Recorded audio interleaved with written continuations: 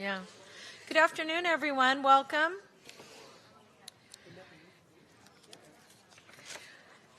I'm going to ask the clerk to begin with roll call. Thank you. Good afternoon. Supervisor Ellenberg? Here. Supervisor Simidian? Here. Supervisor Cortese? Here. Vice President Wasserman? Here. And President Chavez? Here. Thank you. Thank you. We're now going to move to public comment, and this item is reserved for persons who are addressing the board on a matter that is not on the agenda today. I have over 15 speakers, so we're going to go to 1 minute. I'm going to invite up speakers. You can come in any order, but I'm going to read the cards in the order that they were given. Gabriela Rodriguez, Quinn Nye Pham, Ann Morales, and you can come right up and line up in front of the podium. Scott Largent, Adam Cole, Maggie Cocaine, and Jason Kimbrough. Welcome. I'm sorry, for those of you, I'm going to ask if folks could be quiet because we want to be respectful of all of the speakers. And for those of you who haven't been with us before, there are yellow cards in back if you'd like to speak, and the microphone is built into the podium. So, welcome. Good afternoon. My name is Gabriela Rodriguez, and I'm an eligibility worker at Social Services. As an eligibility workers, we take our jobs very seriously. We care about our clients and the services we provide to them.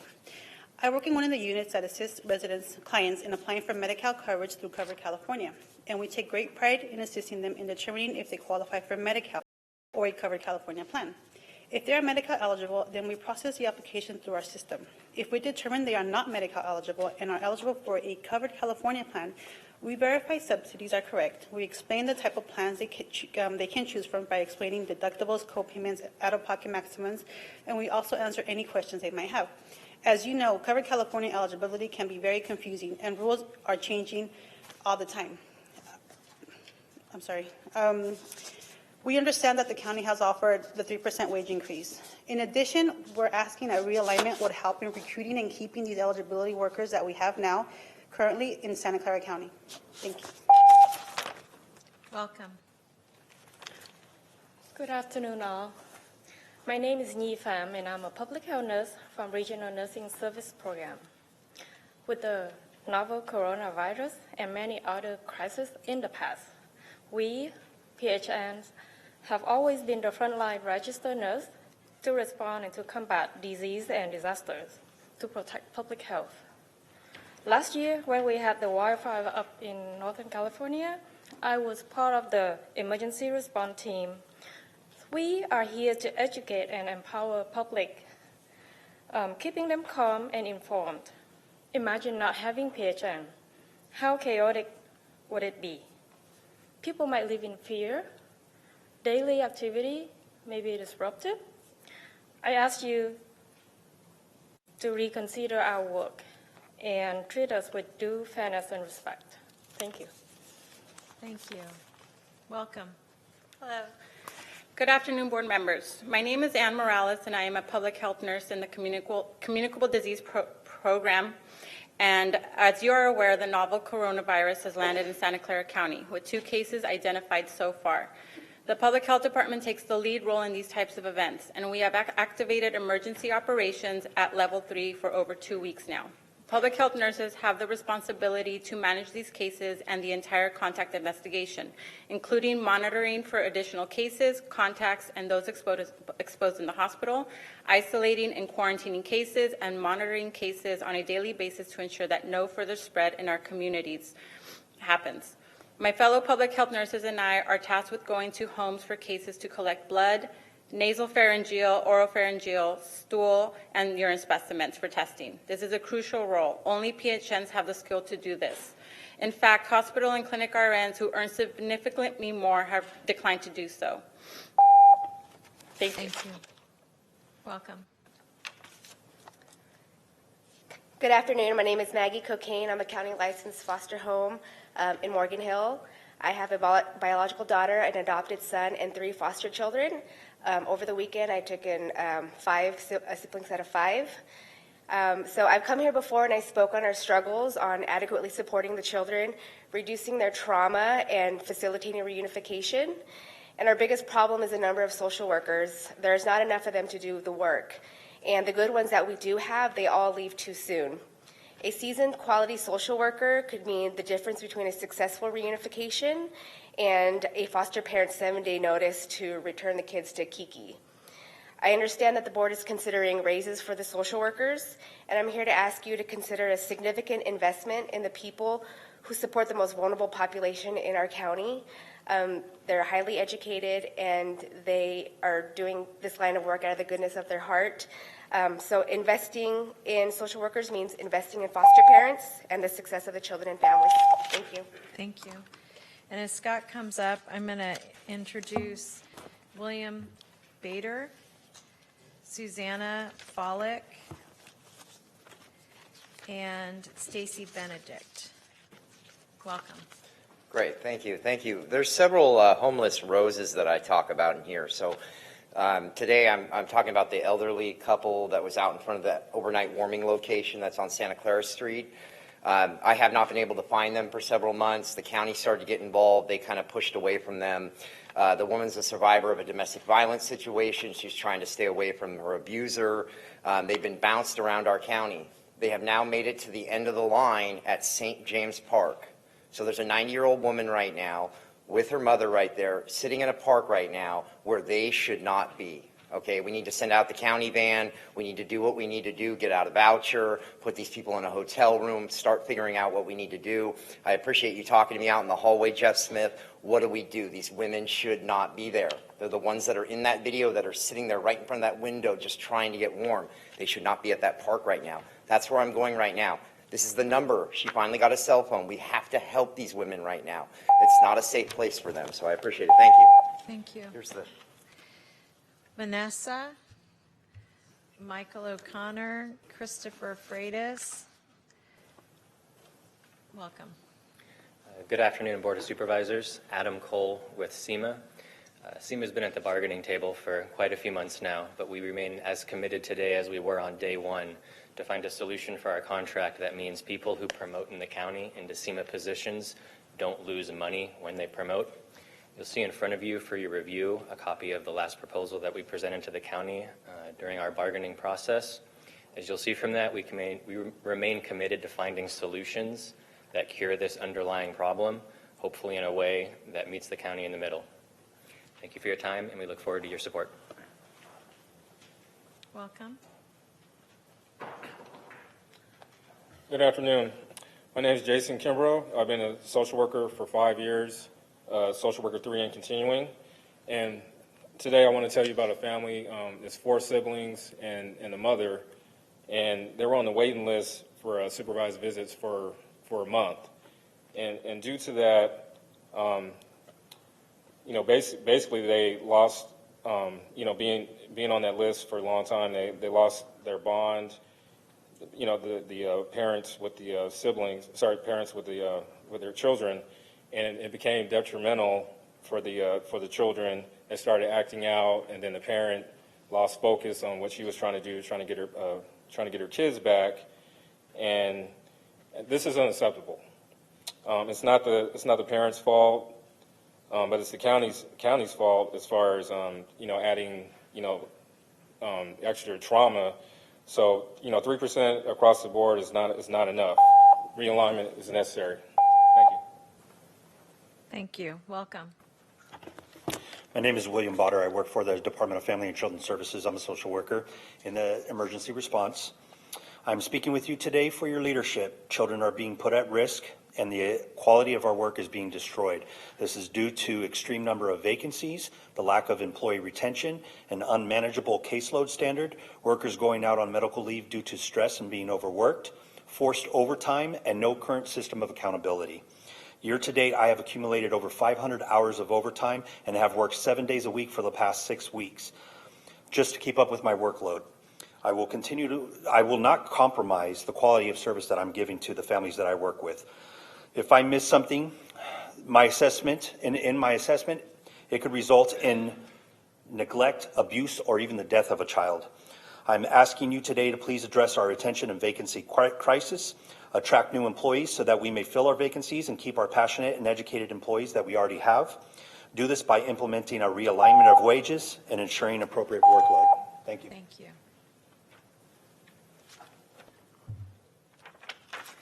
Hello, my name is Susanna Folsick. I have been a social worker for the county for over 11 years. My unit is comprised of 7 social workers. We currently have 56 vacancies in our department. That is a total of 8 units of social workers.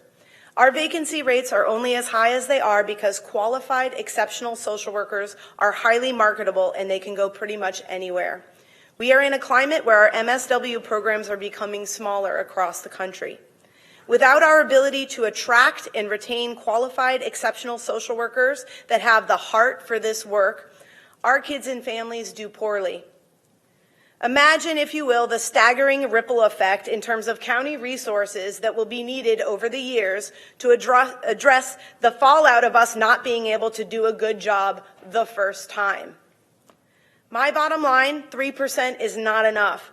Please, for our community, our most vulnerable children and families, insist on a realignment for our social workers and eligibility workers who are out there doing their best to make sure our kids and families don't languish in our system. I'm going to, as the next speaker comes forward, I'm going to invite up Marqueta Cervera, Javier Dupree, Rico Mendez, Lourdes Gomez, and Mary Lou Finelli. Welcome. Hi, my name is Stacy Benedict, and I'm an emergency response social worker for the last 13 years. I'm also a foster parent through San Mateo County, and I believe in our community. I see firsthand on both sides what our agency, what the system and our agency is doing. In emergency response, we are now faced with rollover referrals that are the same thing as mandated overtime, just with a different name. With as many as 18 or 19 referrals a month, I am not able to provide families with follow-up services or resources due to the amount of work I have. I'm not able to conduct warm handoff meetings with families to connect them to community services. In the end, there are safety concerns and families lose out due to our huge caseloads. I want to be clear that our huge caseloads are directly tied to staff shortages. New workers leave to other agencies before even completing probation due to high caseloads and lack of confidence in ER management. 3% raises are not enough for Bay Area cost of living and for the type of work that we do. We are on the front lines investigating abuse and neglect. We desperately need a realignment to not lose any more workers. Thank you. Thank you. Welcome. Good afternoon. My name is Vanessa Payne. I am a second-generation foster care child, meaning that my parents were in foster care. I fell into every negative statistics you have heard about foster children. Separated from my sister, homeless at 18, pregnant at 19. I got the help I needed to ensure my son did not end up in foster care. I got my master's degree in social work to help other individuals break generational cycles. However, after working for Santa Clara County, I am disheartened to find that due to staff turnover and high caseloads, social workers do not have the time to meaningfully work with families, which leads to families that exit our system coming back for the same issues. It has been 24 years since I first entered child welfare. I was separated from my sister, yet this still happens. Rightfully so, it is easy for us to become outraged hearing of immigrant children being separated from their families, but we ignore what's going on in our own community. We need a contract that will both retain social workers and allow for additional hiring. The families, children, and youth we serve deserve better. You can make that happen. Thank you. Thank you. Sally Tack, I think, is on this issue. We have one more item on our agenda, so if that's not the case, Sally, please let me know. Welcome. Good afternoon. My name is Michael O'Connor. I'm a state administrator and an SEIU 521 member. My wife and I hold down 5 jobs. I'm here to ask you to reconsider realignment proposals in our contract. Lack of pay in social services harms not only the workers, but the communities that we serve. My position works closely with Adult Protective Services. During our long negotiations, 11 adults have died between the initial complaint and APS visiting to help. Currently, APS has hundreds of cases in queue waiting to be both assigned and worked. Today, 3 more case-carrying workers are out. Combine that with the 4 vacancies they already have, leaving only 27 case-carrying APS workers. At least that many interviewees have not shown up to interviews due to the pay and the workload. APS cannot attract new staff without adequate compensation. So I ask you to end this cycle. Help us serve the community. Thank you. Thank you. Welcome. Good afternoon. My name is Christopher Freitas. I'm the president of the Santa Clara County Engineers and Architects Association. We are without a contract at this time, and we believe that in our negotiations, the county has been inconsistent and unreasonable during the negotiation, and we're trying to get to a settlement at this point, and we would like to know how to finish, because we keep getting told one thing, something else, and it appears inconsistent. I've submitted a letter that goes along with my request here that gives more detail. Thank you very much. Thank you. Welcome. Hello, members of the board. My name is Monique Puga. I'm speaking for Monique Puga. I'm Marcela Cervera, and I'm a patient, so that's Monique Puga, and I'm a patient transport worker at Valley Medical Center. 2 weeks ago, I shared a little about what we do in the hospital and about how the 3% year in raises that the county is offering us is not enough for my family to make it living here in Santa Clara County. I make $25.84 an hour. 3% of that is just 78 cents an hour, and thousands make less than me and would get even less. I pointed out that I and thousands of my coworkers are considered near poor under the California poverty measure. I asked why the county had rejected our union's proposal for equity realignments that would address this problem by guaranteeing employees at least $1 per hour per year for those at step 1 in the wage scale, and a little more for those at higher steps. Since then, the county has made a proposal it calls an equity adjustment. Unfortunately, it really doesn't do anything about the real problem here, which is our very low wages. It offers some very small lumps payments to the lowest paid employees.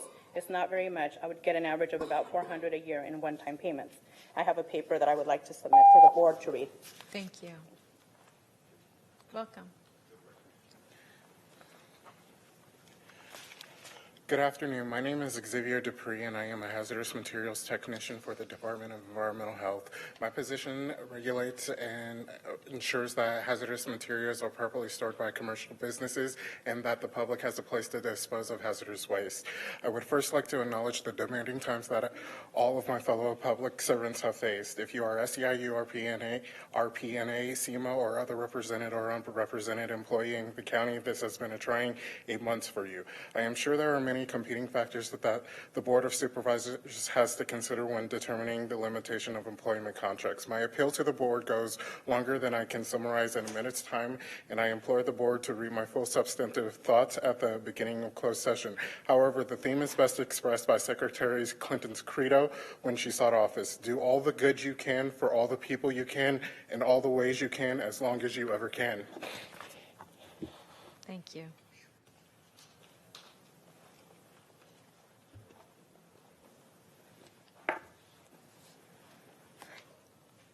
Good afternoon. My name is Sally Tash. I'm a public health nurse in the Nurse Family Partnership Program. We are here to ask that you close the inequality wage gap between registered nurses. The data that we provided clearly supports that public health nurse wages should be at least equal to that of the clinical nurses, regardless of differences in tasks. What does the board think about being the only county that pays their public health nurses lower than their clinical nurses? Up to 35 to 46% discrepancy. Even with the coronavirus in our county, the county's current offer to the public health nurses will be increasing that gap and will take away our rights that the public health nurses once had to transfer to certain job positions. How will the board address this interagency problem? We public health nurses truly feel undervalued, unappreciated. Thank you for your time and consideration. Thank you. Welcome. Good afternoon. My name is Lourdes Gomez. I've been with DFCS for 29 years, 22 years in emergency response.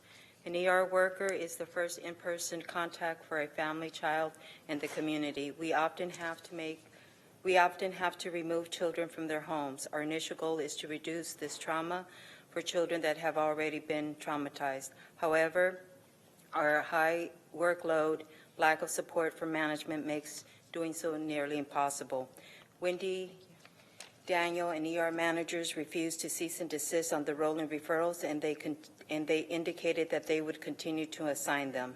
ER managers have repeatedly held on to referrals to assign at the end of the month, which become out of compliance and place children at risk. To address the issues we face, social worker needs a realignment. Thank you. Thank you. Welcome. My name is Mary Lou Finelli. I'm a nurse practitioner in ambulatory care with RNPA. I used to be a public health nurse. I'm here to ask that this county treat all registered nurses equally. It is very demoralizing to know that other registered nurses outside of public health get paid significantly more. The message that public health nurses receive is that this county does not value public health. All nurses, no matter what the setting is, are on the front lines in the struggle to keep our communities healthy. Thank you. Thank you. Welcome. Hello, Rico Mendez, Chief Elected Officer of SEIU Local 521. Monday will make 8 full months since our contract has expired, but we went late into the night last night and passed a proposal across the table that I hope will have made it our last bargaining session if we can end it today. We proposed a $690 million package for a 5-year costing. We presented a 4-year contract. We're now only $55 million apart from what the county put across the table. So what that means is for $11 million a year, we have a deal that these workers can support and advocate a yes vote for. It does include a really robust equity proposal that I believe the board supports. We're really proud of how that ended up. It only cost $27.2 million in order to do it. So we're really excited about how the low cost and how many people it impacts would be over 6,200 employees in Santa Clara County in SEIU classifications alone. We also have another proposal in there for realignments on social services and EWs that we think is very important, a few other realignments as well. So thank you so much for your time, and we hope we have a deal here. Thank you. We have no other comments under public comment. I want to thank all of the speakers very much for coming out. And we're going to move on to our next item and then move into closed session. So we'll give you a moment. Our next item is recommendations relating to the county's action regarding the 2019 novel coronavirus. Welcome.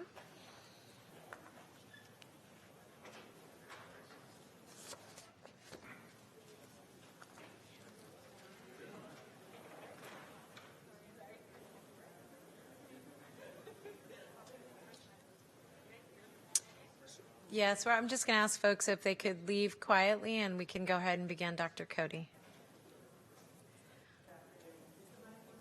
Sure doesn't sound like it. There you go. Better? Yes. Okay.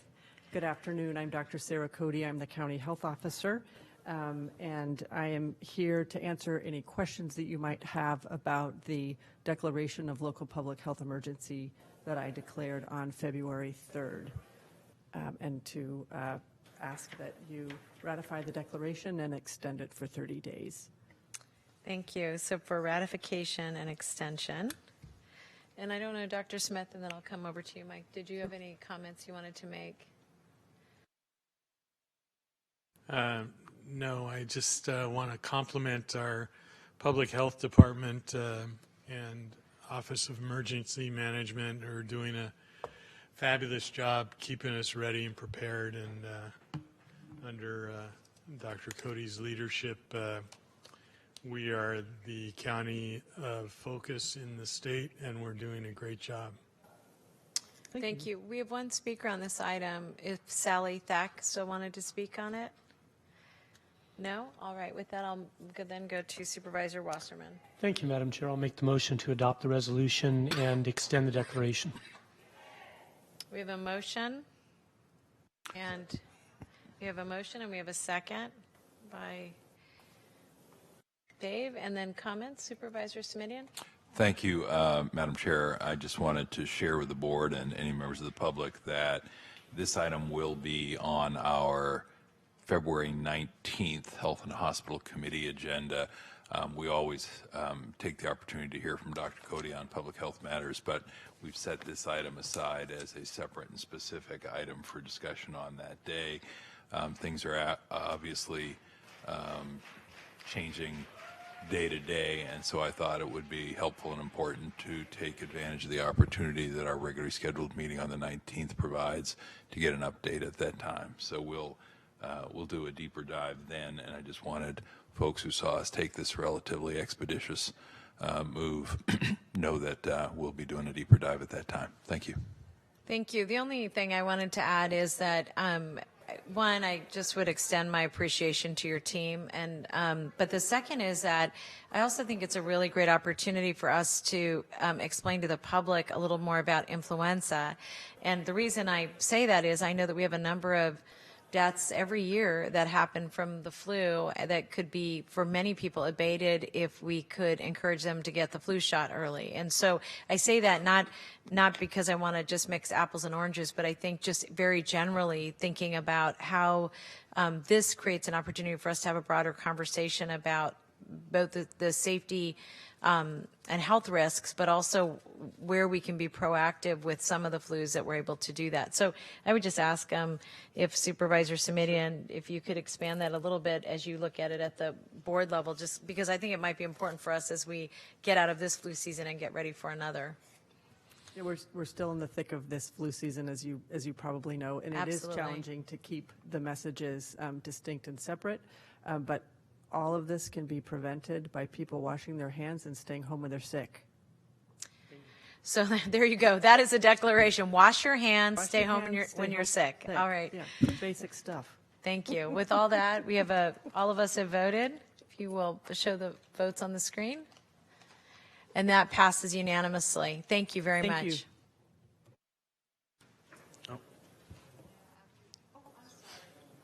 Thank you. I'm very sorry. Go ahead, Jeff. I'm totally tearing it up. Go ahead, James. The board will meet in closed session to discuss items 1 through 3 as listed on the agenda for the February 10, 2020 closed session meeting.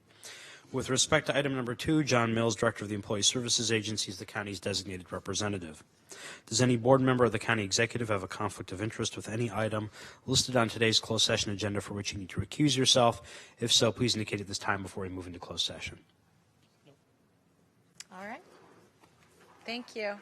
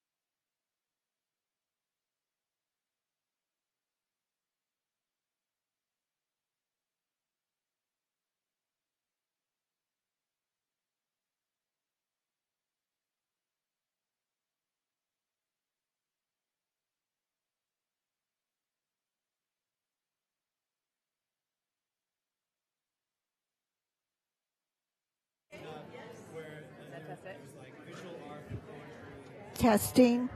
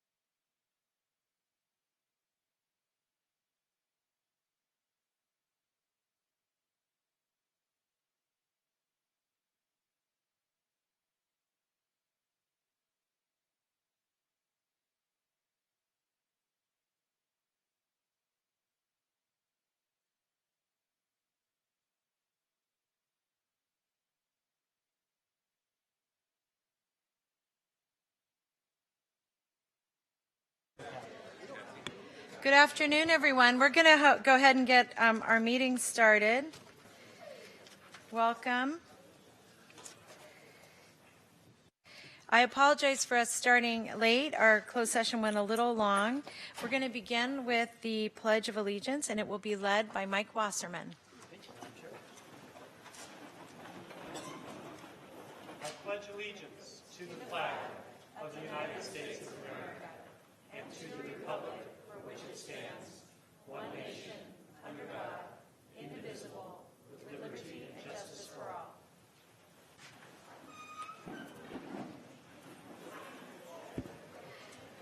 Thank you, everyone. This takes us to item 8, and this is to announce adjournments in memoriam. And I'm asking my colleagues to adjourn today's meeting in honor of a community leader and a labor leader and someone I admired for many, many years. So today we are adjourning in the memory and in the honor of Douglas Patrick O'Neill, affectionately known as Doug, whom we lost on January 1st, 2020. A native Californian, Doug was born on January 17th, 1951 in Vallejo, California, and grew up all over the United States and in Europe with his brothers Dan and Dennis, mother and stepfather in the Air Force before moving to the Bay Area in 1968. He graduated from San Jose High and later San Jose City College. He became active in the anti-war movement, the Irish independence movement, and finally in the labor movement with the Teamsters, Local 287.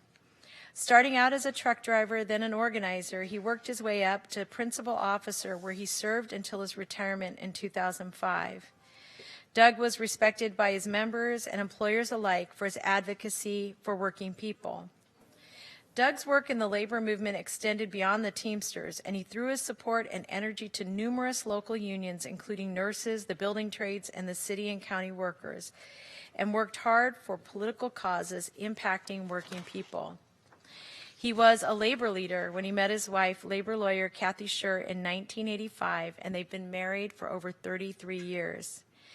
Doug adored Kathy and daughters Kelly and Allie, and grandson Cal, who we're so excited is here today, and showed it constantly in loving and in sometimes, I am told by his family, very quirky ways. He was an outdoorsman. He loved backpacking, biking, kayaking, and he was famous for always having the best equipment. His proud Irish heritage and love for craft brewing came together in his St. Patrick's Day homebrew tasting parties that lasted for 25 years. I don't mean it lasted for a whole 25 years, but he did it every year for 25 years. He was a unique blend of working class ethics and bourgeois tastes in beer, wine, cars, music, and anything tech. He was often called the gadget man for having the coolest stuff. He had a deep and broad knowledge of history, geography, and politics. His easy, charming, and welcoming manner attracted lifelong friends whom he loved, and the love was reciprocated for many times over, for which his family is very grateful. For the past 15 years, Doug has faced numerous serious medical issues. Despite this, he never lost his zest for life and continued as he was able to appreciate every single moment of those years up until the end. He was a passionate and generous man. And I just want to invite his family to stand. Many of us know Dennis O'Neill, who's been a family member of the county for years and years, and that is his brother. But I want to ask his wife, Kathy Scher, to please stand, daughters Kelly Brown and Allie O'Neill, and most important, grandson Cal. And let's give them a round of applause and thank them so much.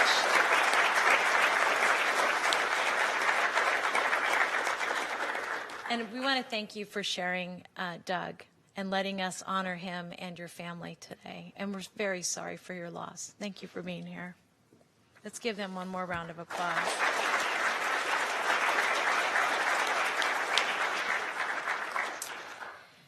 Now we're going to move to recommendations relating to certificates of appreciation, commendation, and proclamation. And I think Supervisor Wasserman is going to get us started. Thank you, Madam Chair. I'd like to ask Forrest Williams and Samantha Togilati to meet me at the front podium here.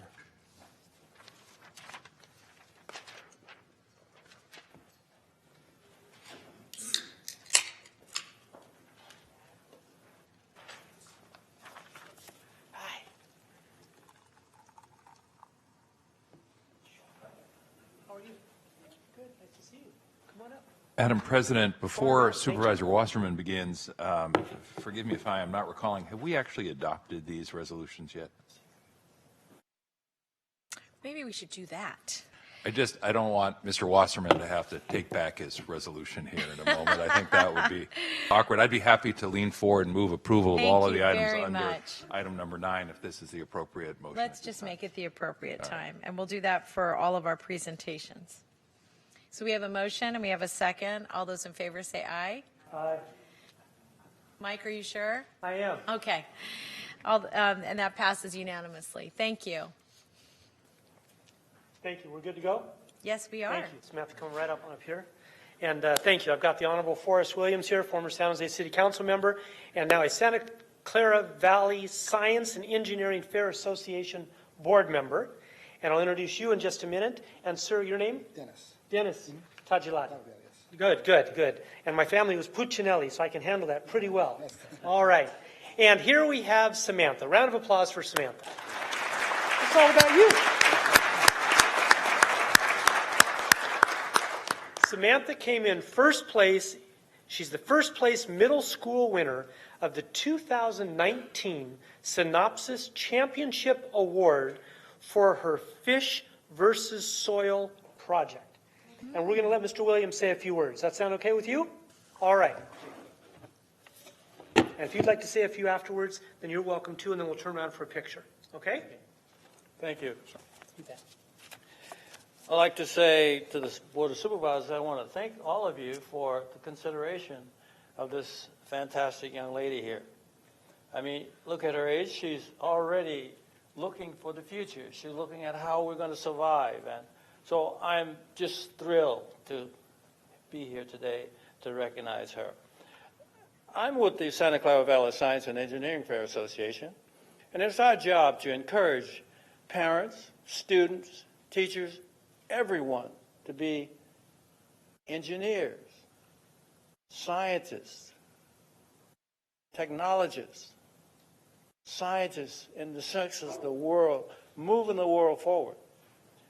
Whatever you do, wherever you go, you touch something that deals with STEM. And the appreciation of that is we recognize and want to motivate our children to consider STEM as a future opportunity. In the world, there's nothing new under the sun. Discovery is what we must do. And look at the planet in terms of how do we take the planet and adapt it for our lives and our survival. So it's important as we move to the future that we have more eyes on discovery and to make our lives a better place. We've asked all of the cities within the Santa Clara County to recognize those students who live in the city and received an award, STEM award, to bring those students and parents into the city and recognize them because it motivates them to continue. Because I know that if I do a project and I just put it on the shelf, I just ho-hum about it. But if I bring it to the community, I bring it to the government, and then they in turn can and will motivate these students to continue in STEM. So that's what we're about, and I'm so proud to be here today. Thank you. For you. Samantha, anything you'd like to share?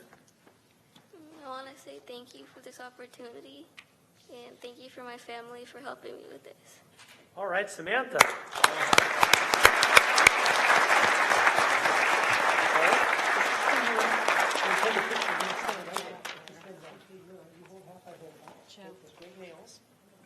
Come on in.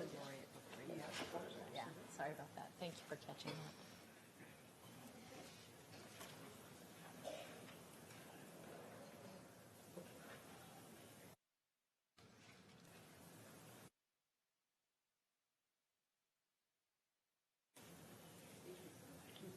There you go, one more. This is the real one.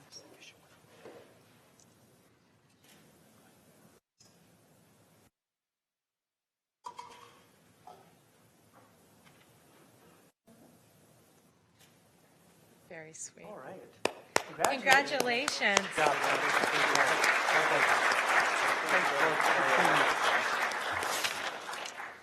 I think I was excited to get to all of these, so I actually skipped one more item, and that is item 10, and that's to consider recommendations relating to the appointment of the Santa Clara County Poet Laureate. That is both to receive a report relating to the appointment and then to actually do the appointment for Janice Lobo Sapigao.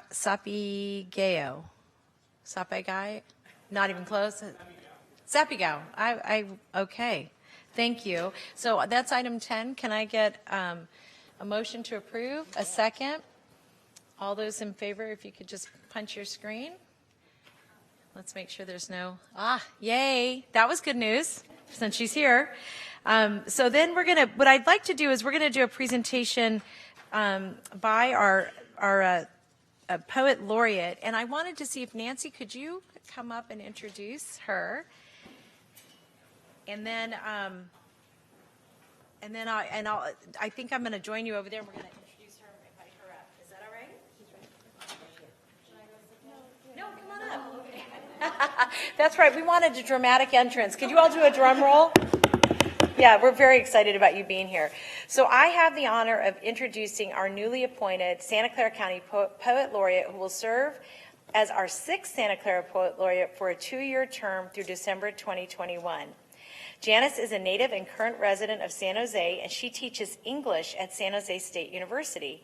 Like many people in Santa Clara County, Janice's parents were immigrants from the Philippines, and the experience of being a first-generation American and a Pinay, did I say it right? Informs much of her prose, which delves into her old world family history as well as the lives of immigrant workers here in Silicon Valley. Janice is the author of 2 books of poetry, Microchips for Millions and Like a Solid to a Shadow. Her work has also been featured in numerous anthologies. She is a Vona Voices Fellow and won a Manuel G. Flores Prize, which awards excellence among Filipino-American artists and authors. She was named one of the Bay Area's 2017 Women to Watch by KQED Arts. That's very cool.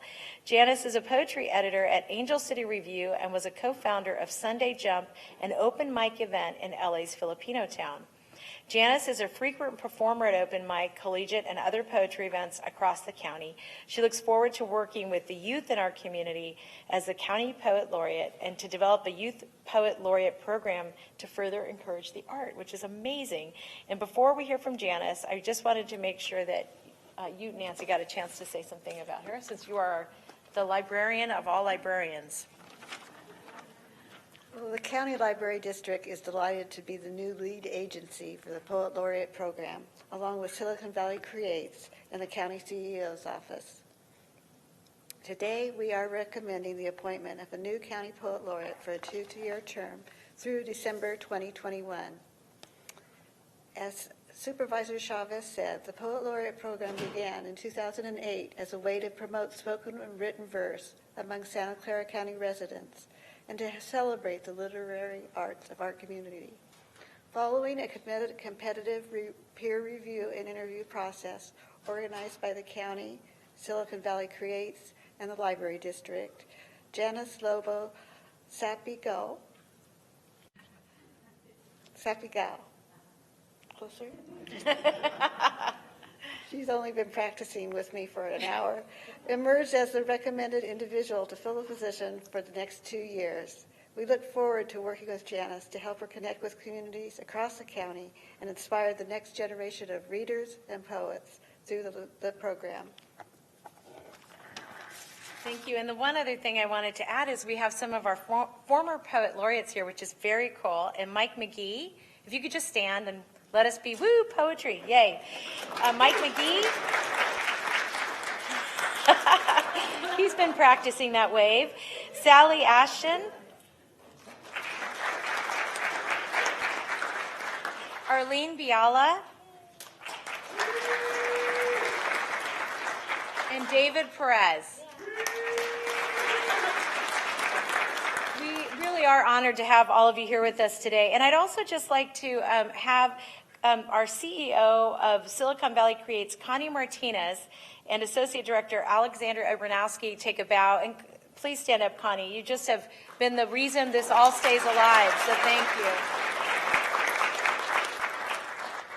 Now, this is your turn. Yes. All right. Thank you. Thanks, everyone. Hello.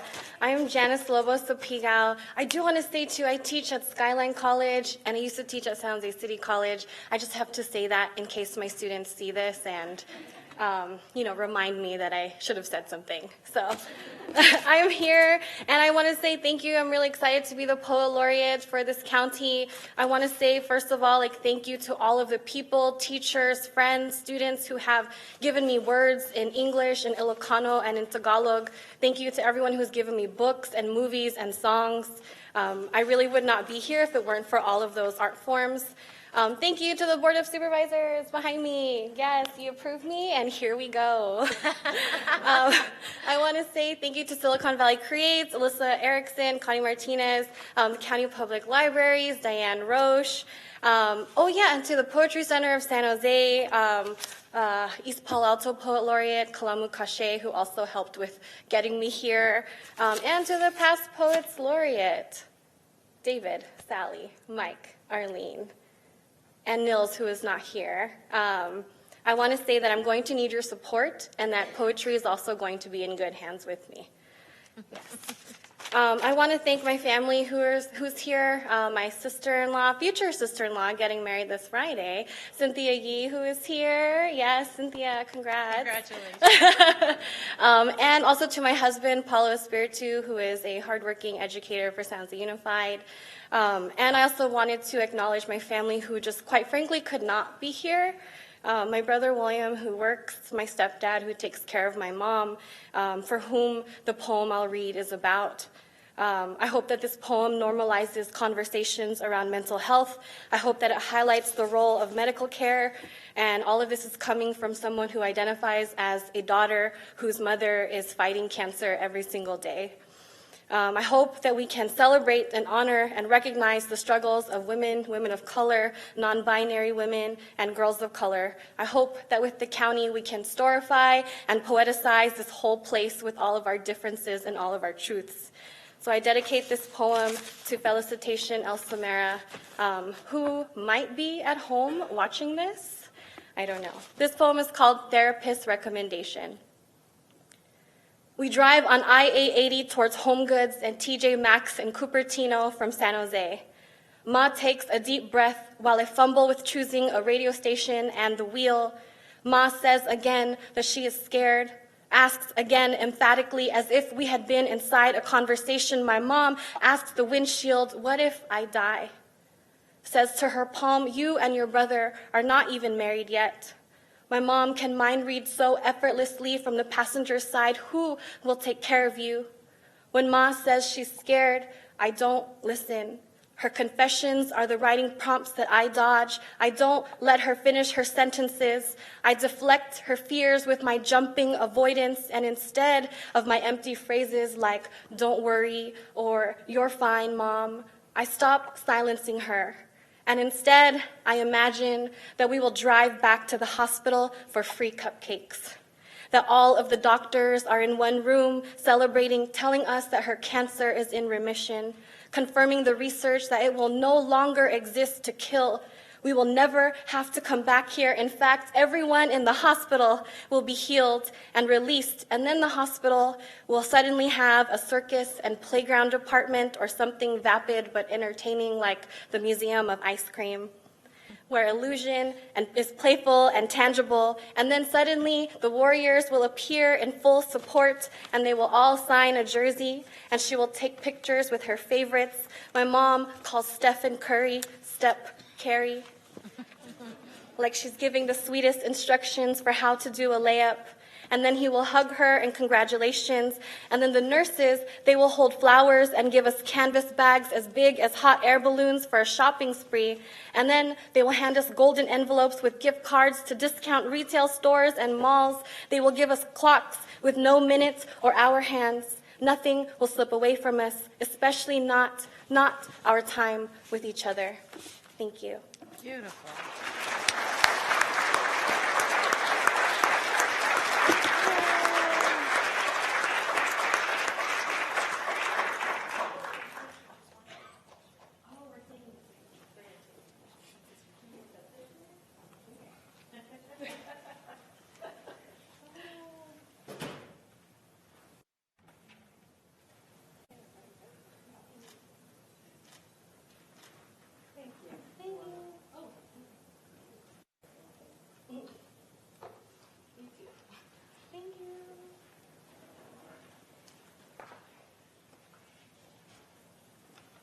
her another round of applause. That's amazing.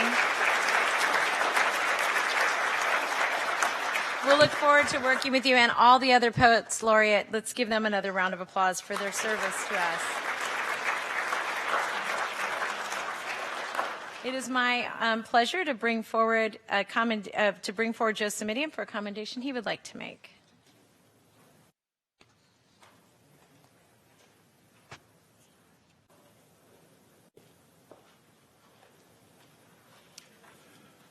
Good afternoon, and thank you, Madam President. And I'm going to call some folks up, and I'm going to ask you to give them a celebratory and thankful round of applause, and then I will tell you why I asked for that applause for. Please come on up, Randy Redwitz and Tracy Bajut and Tom Morrow and John Woolley and Haiti Leowardi and Cassie Husted and Winter Dellenbach, who I believe is out there. And didn't I see Maria? I did. Thank you very much. And Umbalina, please join us as well if you can make your way up.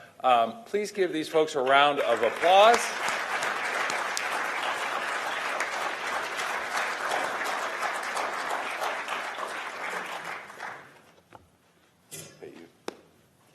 And if you're wondering who all these good people are who are making their way up here, they are here because they are part of our effort today to offer a modest thanks to a group called Caritas. And my colleagues certainly know that it's my nature when I take on a project, I want to have a plan. I want to know where I'm going. I want to know how I'm going to get there. And 5 years ago, when more than 400 of the folks I represent at the Buena Vista Mobile Home Park in 117 units of affordable housing in the last mobile home park in Palo Alto were at risk of being evicted, I thought, well, we can't let that happen. But truth be told, I had absolutely no idea whatsoever what we could do to keep it from happening. And so when I got involved initially in that effort 5 years ago, I showed up in these chambers, asked my colleagues if they would please join me in the effort. A few of them wanted to know what the plan was. I told them I was hoping we could develop a plan, and that all I knew for sure was that the path we were on at the time wasn't a good one. It meant the loss of 117 units of desperately needed affordable housing and the eviction of more than 400, mostly low-income folks in my district. Now, over the course of the next 2.5 years, there were people who stepped forward to help us in countless ways. And they wanted to make sure that we didn't see those folks evicted, that we didn't lose that housing, and that we paid a fair market value to the owner of the property. But we're here today because I wanted to take a moment to recognize one of the most important partners who stepped forward, who was also one of the very earliest partners to step forward. And those are the folks from an Orange County nonprofit that I had never heard of called Caritas. Now, I think it was literally just a couple of weeks after we first took this matter up at our board, we got an email, seemingly out of the blue, from a group called Caritas, who said, hey, maybe we can help. It turned out they had a model I didn't even know existed. Their mission, their reason for being, was to preserve and operate affordable mobile home parks. I didn't really even know that that was a thing, and I quickly discovered that they were really filling a unique need in this state at more than 20 parks around the state. Who knew that a group of philanthropically minded real estate experts in Southern California had the expertise and, more important, the passion and the values that we so desperately needed to bring to the effort? Over the course of the subsequent years, Caritas became our indispensable partner in the effort to save the Buena Vista. They showed us their other affordable mobile home parks around the state. They drew up plans to help us anticipate what it would cost to rehabilitate the park. They met with residents, they met with city staff. They even made several offers of their own funds to the owner to purchase the park. And when things fell apart, time after time after time, they stepped up again, time after time after time. When we finally did find a way forward with funding from the county and the city and the housing authority coming together to purchase the park, I was very clear that we couldn't proceed without a knowledgeable, experienced operator, and again, Caritas rose to the occasion. During their first 2 years at the park, once the park was in public ownership, Caritas very ably stabilized the park, brought in new programs to support the residents, started the income verification process that's difficult but necessary for an affordable housing project, and put together the plans that are essential to make the park's infrastructure work for the long term. Today, the Buena Vista Mobile Home Park is a truly critical part of our larger community. It is a home for hundreds of my constituents that is both affordable and safe. And Caritas is one of the absolutely essential partners that means this community and this neighborhood remains intact today. Now, in a minute, we've got a resolution to present. Because it's a resolution, it's just chock full of whereases and therefore be it resolved. But what we really want to say today is that you're an extraordinary organization. You've done life-changing work, and we could never, ever thank you enough. Thank you to Caritas.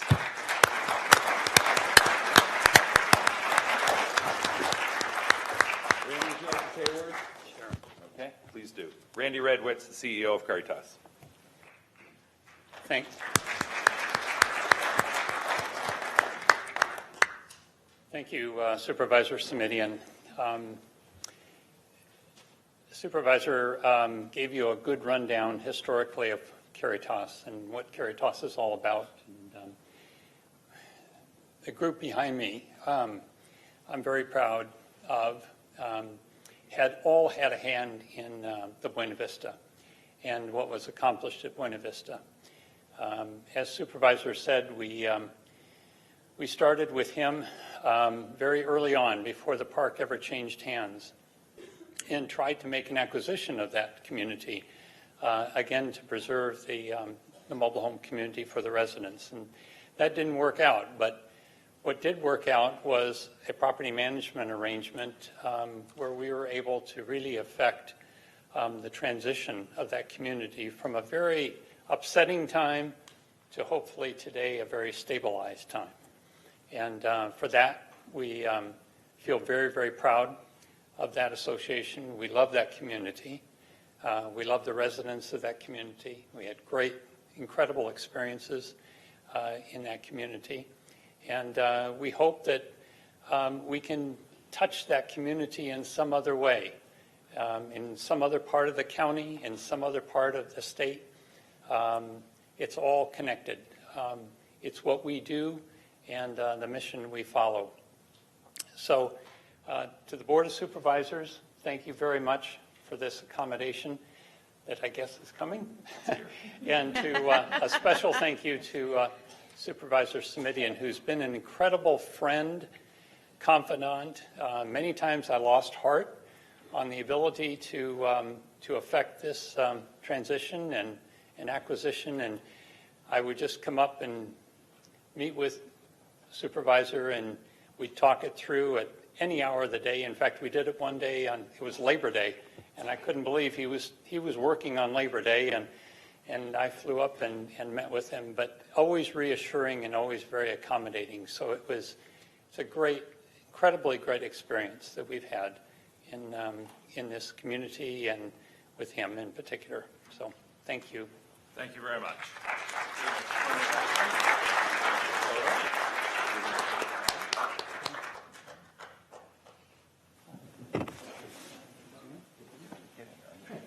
Get a little closer together. Huddle in, everybody.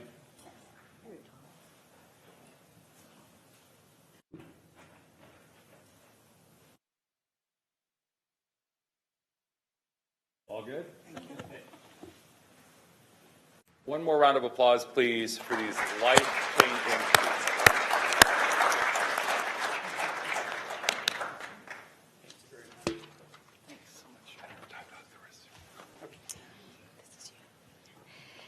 I'm going to ask our county executive to present a commendation for Mark Ramirez as he retires after 33 years of service to the county.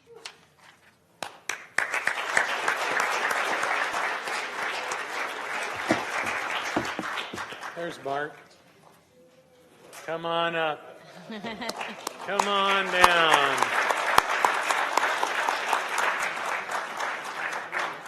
You have to hold that. Hey, Mark, how you doing? Thank you. Come right here and stand next to me while I embarrass you. Here's your commendation, but I need to read a little bit about you. Mark's exemplary work ethic, positive attitude, and strong motivation contribute to the successful operations of the Valley Health Plan and has made him an outstanding member of the team. We're truly thankful for many years of work that Mark has put into the county and all of the departments with whom he's worked. Let me read a little bit about his amazing career. Mark's been with us, as was mentioned, for 33 years. However, he's moved around quite a lot. In 1986, he started as a messenger driver with what was then the General Services Agency print service, which doesn't exist anymore. No, it doesn't. In 1997, he accepted a position with the purchasing warehouse, and then had multiple promotions into materials handler, senior materials handler, buyer assistant, and buyer one. He then accepted a position in the Information Services Department printing services as an administrative support officer in 2012. There, he made sure that everything ran well for the mailroom, records retention, and he improved processes and accuracy, which are critical to the department's functioning well, because back then we depended on paper. Mark was promoted to Administrative Support Officer 3 with pretrial services in 2016 and was responsible for supervising justice system clerks, managing the front desk, and providing supervision for the Office Specialist 3. He then moved to Valley Health Plan for the last 2 years of his career as a management analyst, performing professional services and contracting activities which keep the health plan afloat. Throughout his entire career, Mark has been a positive presence in all of the work situations, a colleague that's looked up to, a smiling face, and a brilliant person who's committed to services in his community. Therefore, the Board of Supervisors does honor and commend Mark Ramirez for 33 years of dedicated service to the county, moving throughout the entire department. Thank you so much. Good job. Good job. You want to say something?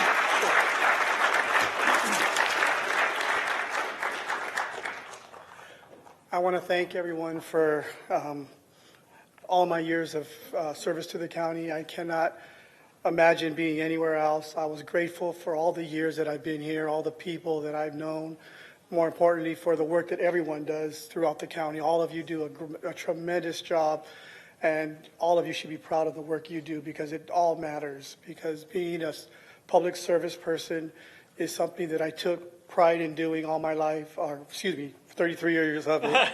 Sorry, it seems like all my life, but anyway, it meant a lot to me. My journey through the county, I've encountered just such an exemplary amount of people, and again, I will cherish all of you. Again, all of you mean so much to me, and I want to thank you again for this commendation and for allowing me to work with all of you during my years in the county. Thank you again, all of you. Some pictures, Mark.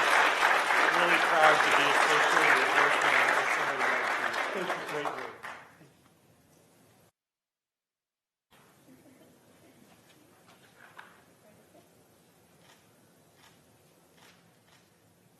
Good job. Thank you so much for everything. Let's give Mark another round of applause. That's some great public service.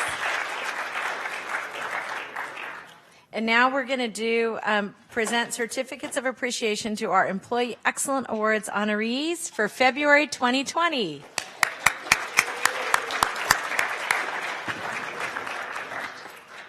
All right, well, after Mark, it's going to be a hard act to follow, but we've got our Employee Excellence Award winners of the month, and we have 8 of them. No, 9 of them. Can't count.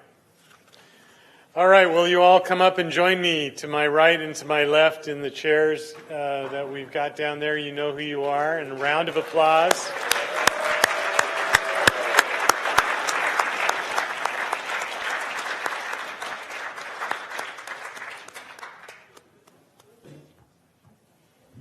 Hi. Nice to see you. Nice to see you too. Congratulations. Nice to see you. Congratulations. Hi. Nice to see you. I think one of you has to come over here. Hi. Nice to see you. Hi. Pleasure.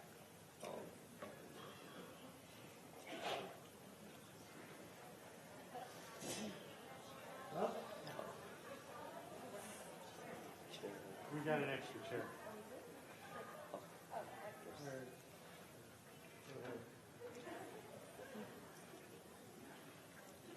There we go. That one's for you. Okay, you can have a seat.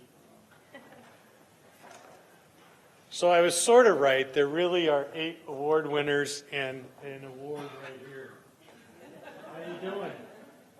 Good. She's good. Here for Dad, right? Perfect. All right, well, the way this works is I'm going to call your name. You're going to come stand up next to me, and then we'll read a little bit about you that your supervisor wrote. Then I will turn you over to President Chavez, who will give you your award. Then come back to your seat, and we'll go through everyone, and then we'll take a bunch of pictures, okay? Is that all right? What's your name? Clara? Clara's here. Clara's a special award. Anthony Daddario.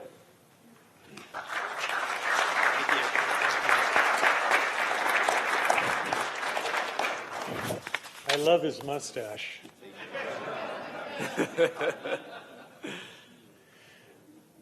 Firefighter Daddario's extraordinary patient care and meticulous attention to detail are continually exemplified when performing as an emergency responder.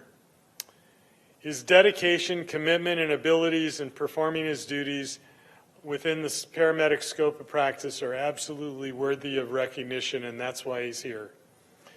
One example of Anthony's exemplary service included an emergency response to a high-speed collision in which a vehicle had become wrapped around a tree with limited access to the patient. Before arriving at the scene, Anthony asked his captain if he could go straight to the patient to begin care. This was conducted in a space that has been reduced to the size of a shoebox. According to his captain, Anthony provided some of the best and fastest patient care he ever witnessed, and his level of care continued throughout the transport to the hospital.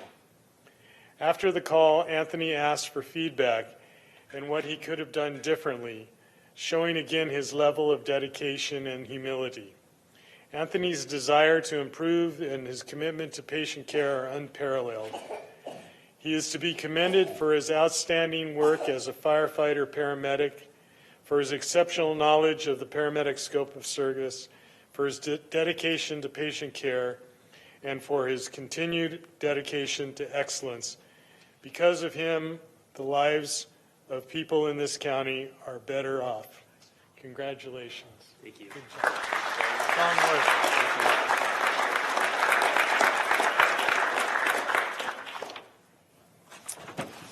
Candace Garcia. Candace, how you doing? Candace is Executive Assistant 1 in the Medical Examiner Coroner's Office, has been with us for 5 years and runs the entire place. Right, Doctor? Where'd she go? Yes. Candace is the executive assistant and is chosen for this award because of her exemplary service to the department, her expansive knowledge of county processes, and her multitasking in her ability to keep the fast-paced department functioning like a humming clock. Not only does Candace provide primary administrative support to the chief medical examiner coroner, she acts as the subpoena coordinator, organizing and tracking all court testimony given by the chief and the assistant medical examiners.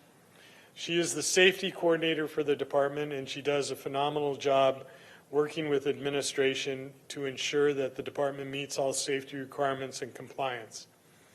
She was recently awarded the Safety Coordinator Award of the county, and she is a person everyone goes to when they have questions and need assistance, whether it's safety related or otherwise.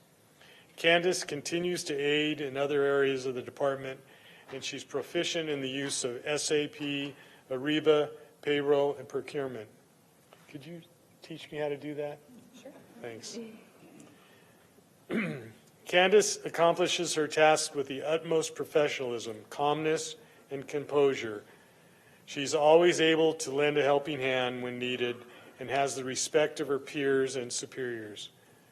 When she's not working, she enjoys spending time with friends and volunteering while serving the community. Congratulations, Candace. Good job.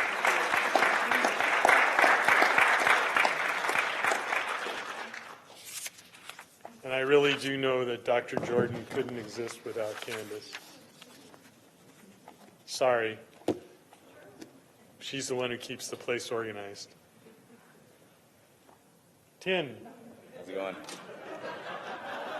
He knows where he is in the list. Just want to get a head start. Tin Trong.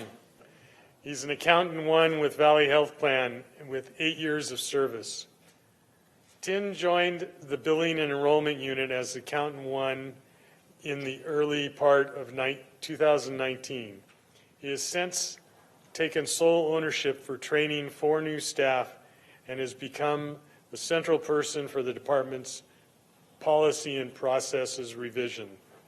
Tin demonstrates a willingness to go above and beyond to ensure timely completion of all work on his normal schedule. His work ethic and high quality of work are often recognized by key stakeholders, including his peers, the VHP department managers, and outside vendors. Tin has played a role in the success of 2 major projects in the past year by serving as a subject matter expert and lead in billing and enrollment unit, and also in the auto pay project, which has enabled members to pay their insurance premiums automatically. He also assisted in the annual Covered California testing, where 100% completion must be met for VHP to be certified as a qualified health plan in the state. Tin is the advocate for healthy living and often encourages his colleagues to adopt better eating habits, take daily walks, and organize off-site activities for the department. Good. Good job. Tin has been an exemplary role model for his colleagues through his dedication to bringing people together, build impactful relationships, being respectful of others' time, and promoting effective communication to increase the productivity of the team. On a non-work note, Tin's family consists of father, older brother, and a 5-year-old niece. He enjoys spending time with his girlfriend and family building model airplanes, solving jigsaw puzzles, playing table tennis and recreational frisbee, running, exercising, and watching Disney+. How do you have time to do work? Space it out. Space it out, okay. Please join me in congratulating Tin on a great job.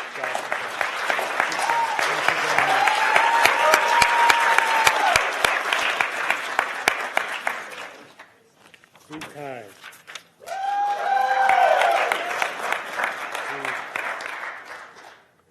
Vu is a pretrial service officer 2 with the Office of Pretrial Services, has been with us for 3 years. Vu is mission driven, and his work ethic reflects his dedication to public service. With his vast experience in working with all aspects of jail, supervision, and court assignments of pretrial, Vu is often called upon to train new staff and does an exceptional job. He maintains a positive attitude toward anyone he encounters in any situation that arises. Vu is flexible and is willing to help others at all times, including his peers. Vu co-manages the Community Accountability Program, CAP, and is compassionate and thorough with his clients. He provides outstanding customer service to the community, staff, and the collaboration with the public and safety justice officers such as District Attorney, Office of Reentry Services, Sentencing Alternative Programs, Department of Family and Children's Services, and Asian American Recovery Services. CAP keeps people out of jail. Good job. Vu is a member of the pretrial work group that focuses on departmental morale and operations. He provides constructive feedback, identifies alternatives to issues, and is motivated to make changes that will improve the department. He's reliable, adaptable, dependable, and punctual. His willingness to take on new responsibilities evolves, and he has a positive attitude and a sense of humor whenever he takes on something new. Congratulations, Vu. Thank you. Keep all those people out of jail.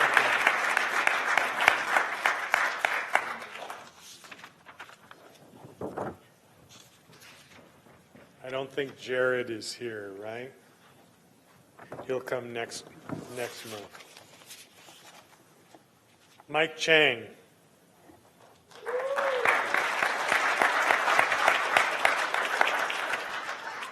Come on in. Come on up.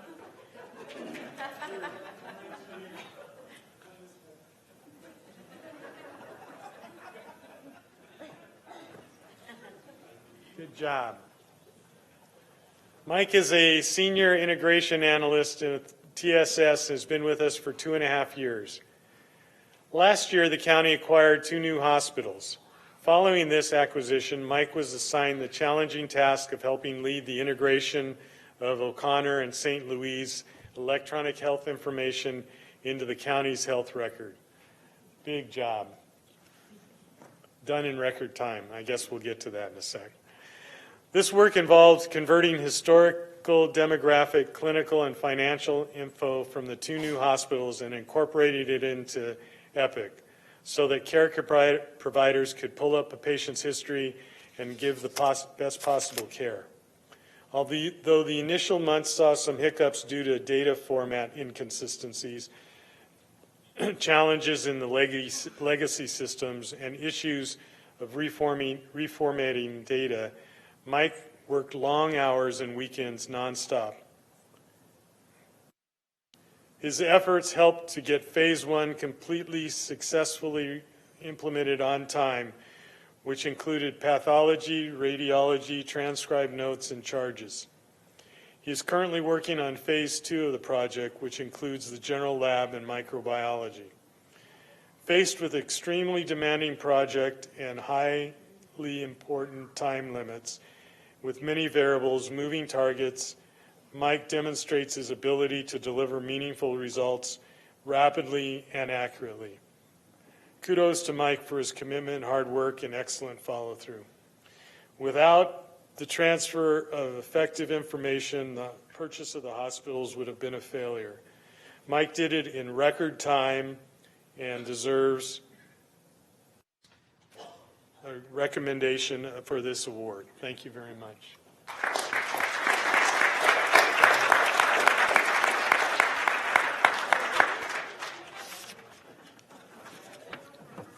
Alana Rainville.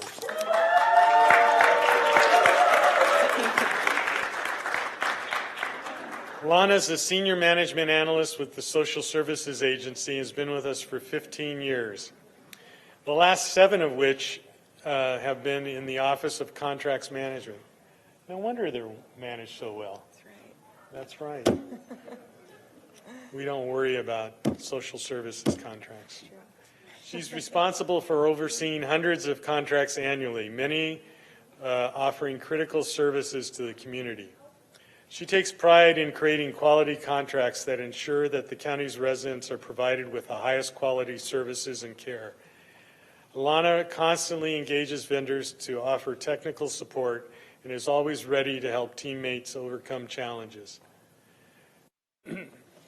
Her experience and skill in procurement are a model for others to emulate. Alana consistently meets timely deadlines, delivers excellent work, and takes initiative in presenting ideas that will make the agency more efficient, more effective. Lana is a great leader and co-worker who has the progressive vision to continue to improve procurement operations for the county and the community. Away from work, Alana is a loving mother of 3, ages 6 to 12. She's always enjoyed athletics, playing competitive soccer on local leagues, local teams, her high school team, and NCAA level.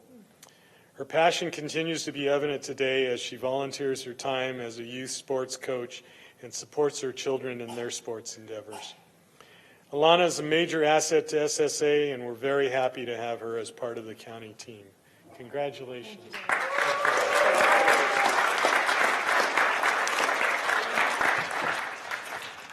Abel Hernandez.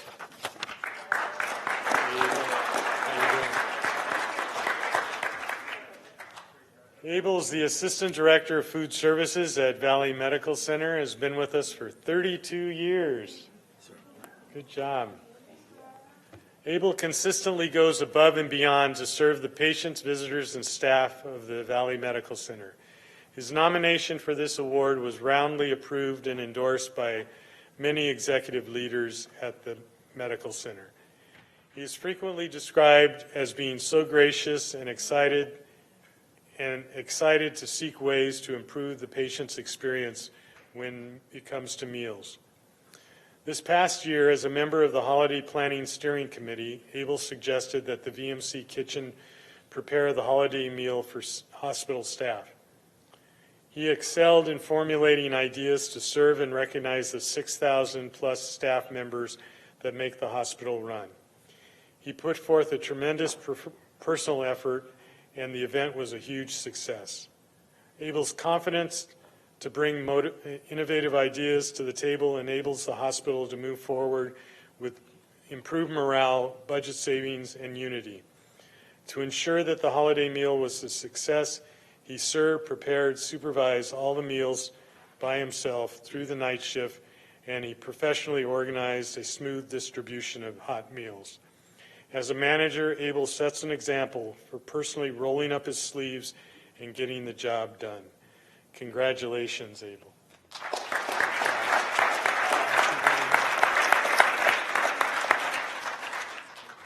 That leaves you, Dr. Karanis.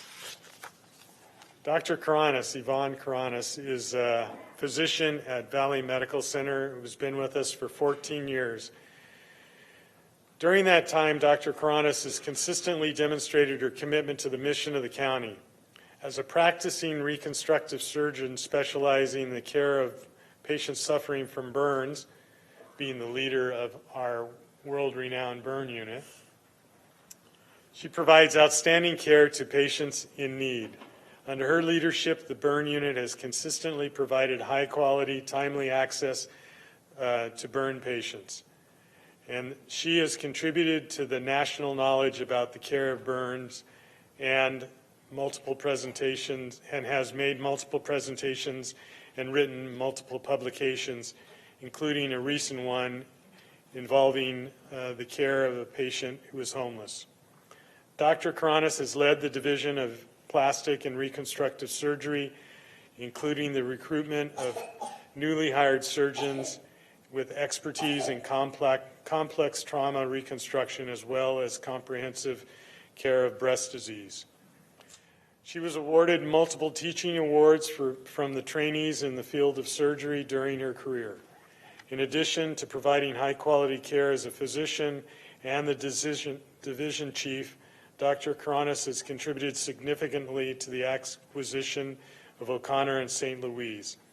As the president of the enterprise medical staff encompassing all 3 hospitals, she's been able to integrate the physicians across the hospitals very smoothly and has promoted a thoughtful collaboration, which is the most important part about getting doctors to work together. Congratulations.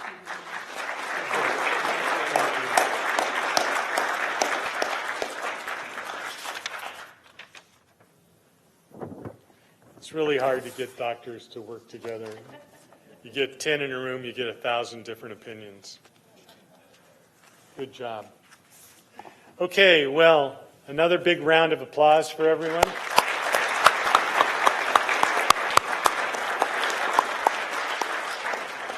So we're going to turn our backs to you for a while to take some pictures, but you're welcome to take your own pictures, laugh, clap, make noise.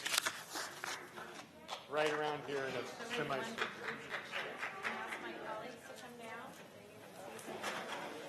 Do you want your Otter the Potter book? You want to hold that? All right. Thank you very much. Absolutely appreciate it. Thank you. Sorry.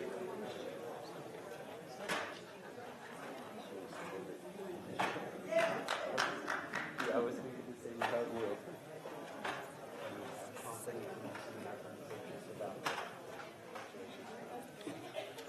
Congratulations to you. Thank you.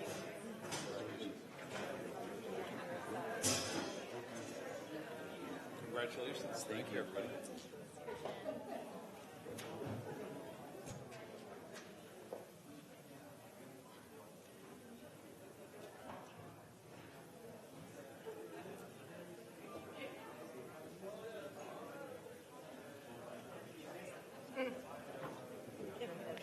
Hey guys, is someone don't blink forward?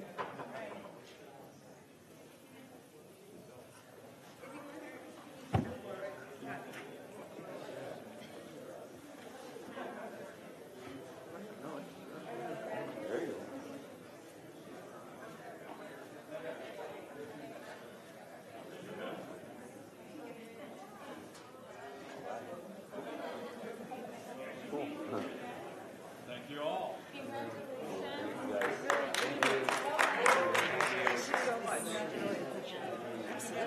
you. Bye, sweet girl. You were helping. Be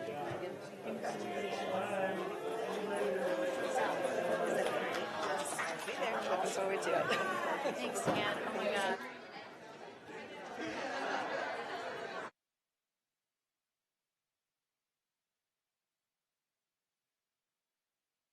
Thank you, everyone, for joining us. We are now adjourned. Please go forth and celebrate and feel appreciated. Thank you.